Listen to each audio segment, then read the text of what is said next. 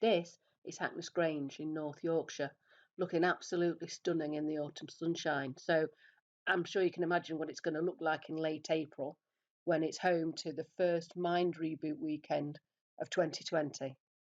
So on this really beautiful sunny autumn weekend, I caught up with Zoe to chat a little about what the Mind Reboot is all about.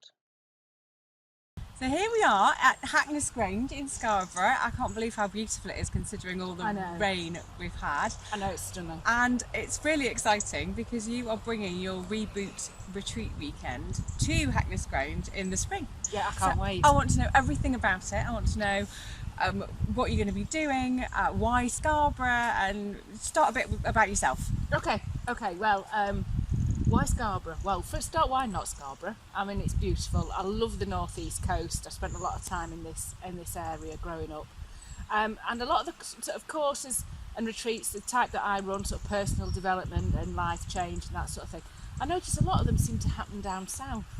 Yes. So, you know, if you're north of Watford, you've quite often got a bit of a trek to go. So I thought it was about time we sort of brought some into this, and why not? I mean, it's beautiful. Fantastic. Who would not want to come here? It's stunning. Imagine what it's going to be like in April if it's like this. I know. Now. It was this morning I came out, and all you could hear was the river and the birds, and I'm thinking, if that's not a perfect location just to step away from it all and, you know, reboot your thinking and reset your systems and go again anew, then, you know, I don't know what is, because that's basically what the Reboot weekend is all about. Okay, so you're basing it on your recent books, aren't you? Yes. Being Human.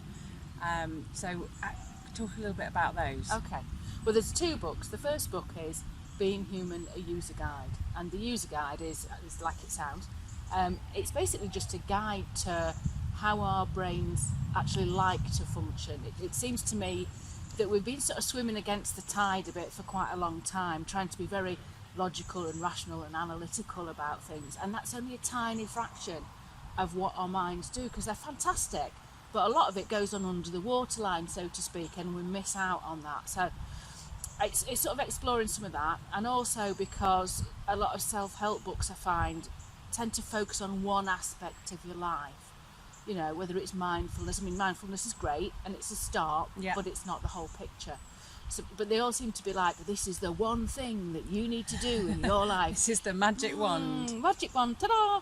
And I just think there's more to us than that. It's a bit oversimplistic. So it's about finding a balance, focusing on the things that matter and finding a balance. There are some little exercises that you could do if you wanted to out of the first book, but it's more an information book. It's just like, this is how it's working, this is why you think what you think and why you do what you do. So then the second book, the Reboot book, which is what the event here is going to be based on, is, well, knowing that if things aren't going the way you'd like them to go, or you feel like you're stuck in a bit of a rut, or sometimes we sort of feel a bit like we're our own worst enemy and getting our own way. Yeah. It's how you can then work with the way that our minds like to work to change that for yourself.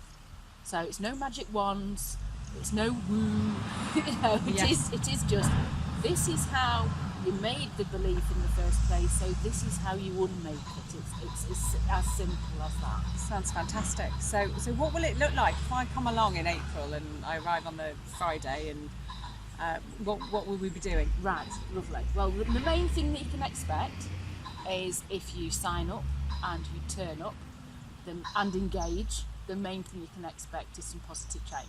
That's the main thing. Great. What we're going to be doing, because there's a friend of mine, Cass Clayton, who's going to come and work with me. Cass trained alongside me about 5 years ago, but he's gone on to do more stuff now. So he does Qigong, which I don't know if you've heard of it. No. It looks a bit like Tai Chi. I'm sure he wouldn't be very pleased if I said that. But it's basically all about working with your energy. So he's going to merge what he does with my work. So it's a combination of working with your mind and working with your body so that you get the best results. So it's a bit like a moving meditation. So Cass is going to be here. He's going to teach people some exercises that they can make part of their daily life. I don't know about you, but I've been a natural meditator.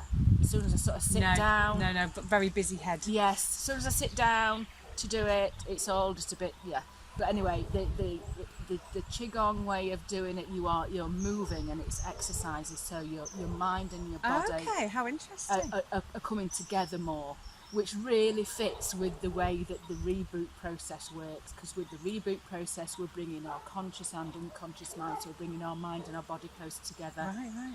There, so there'll be some chat, some seminar type stuff, a lot of practicing and experiencing of the processes that I teach. Yes. And all the processes are formed from coaching tools and techniques that have been around a long time, they're proven, they work. I've worked with literally hundreds of people who have benefited from these. So, you know, it's nothing magic, nothing strange. It's just stuff that works. So it's a combination of what I do and what Cass does over the weekend. Okay. So if I'm watching this and I'm thinking, oh, I wonder what I would get out of this personally, what sort of things would you say that people could come and work on, particularly? Yeah, okay. It's quite a wide range. This is where I find the explanation around this sort of thing quite difficult, because quite often people find themselves in a sort of ambiguous place anyway, because they report that they just feel a bit stuck, or they're feeling in a rut, or that things just aren't working out the way that they expected to, either work-wise or relationship-wise. And the people who come, it is just a feeling that things aren't quite right. The benefits that people can get, again, can touch all areas of their lives. So it could be relationship issues, it could be, you know, they're on the career ladder and really confused as to why they can't get to the next step. Right. Or they're on the career ladder and going, I don't even know if I'm on the right ladder. Right, yeah. You know, sometimes people come because it's empty nest time. You know, they've been very focused on their family. The family are up and gone to university or you know, work or whatever. And it's, well, now what? Now what do I do? Because they've been so focused on that. You know, the range of things that people can get out of this are really broad. Sometimes people have been setting themselves goals for years and just failing to achieve them. What, things like, I don't know, weight loss, getting fit, all sorts of stuff like that. Painting the spare room. Yeah, you know, I'm going to get fit. I'm going to, you know, start a new career. I'm going to take up a new hobby. I'm going to, you know, all these things that people are going to do in their lives, but then for some reason they just seem to randomly sidetrack themselves and can't understand why. And quite often people will then beat themselves up and go, oh, it's because I've not got enough willpower, or my why isn't big enough. That's a big one, you know, on social media at the moment. Fault. Or it's somebody else's fault. I can't do this because of them. Right. So all this does is like lifts some of the layers off that to like, well, what actually is it that's causing you to derail? Because it's usually one of three things. Feelings that belong in the past that we carry in the present. Beliefs that we have about ourselves and the world that are not only untrue but unhelpful, and our values, and by that I mean the things that we hold as being important in our lives.